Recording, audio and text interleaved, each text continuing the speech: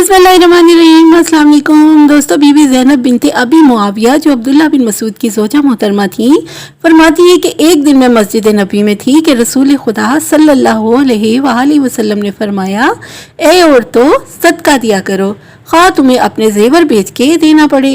दोस्तों सदके की आदत अपना। ये जो हदीस अभी मैंने आपकी गोश गुजार की, ये बुखारी 1466 नंबर की हदीस है। दोस्तों सदका आदत बना लें। हर सुबह जब आप सोकर उठते हैं ना, उस वक्त बेशक 1 रुपया या जो भी इस्तात के मुताबिक आप दे सकते हैं वो पैसे रोज़ाना निकाल लिया करें, फिर इन्हीं जमाशुदा पैसों में से सदके के लिए देते जाएं। मगर अपना हर दिन सदके से शुरू करने की आदत बना लें, क्योंकि सदका एक ढाल होता है। एक हदीस में है कि आप पर अगर कोई परेशानी, गम या तकलीफ आती है, आप खड़े हैं तो कोई चीज़ भाग कर आपके पास आती है और आपको प्रोटेक्ट करती है, गोया आप किसी किले में छुप जाते हैं।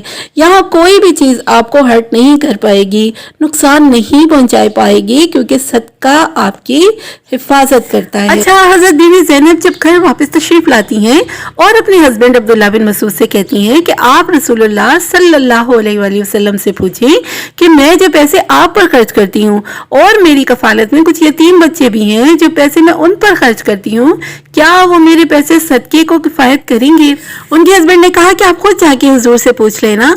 तो फिर हजरत ज़ैनब वापस गई पूछने के लिए। जब आप सल्लल्लाहु अलैहि वसल्लम तक ये पैगाम पहुंचा तो आपने फरमाया कि उसको कहो कि उसको तो दुगना सवाब है अगर वो अपने खाविंद को सदका दे रही है, यानी उसने कराबतदारी का भी लिहाज किया और हक अदा किया, और इसके साथ साथ उसने खैरात भी की, तो उसको दुगना सवाब हो गया ना। तो सदका देते हुए जो चीज सबसे पहले देखनी चाहिए वो ये है कि आप अपने कराबतदारों को देखें और उसके बाद दूसरों को।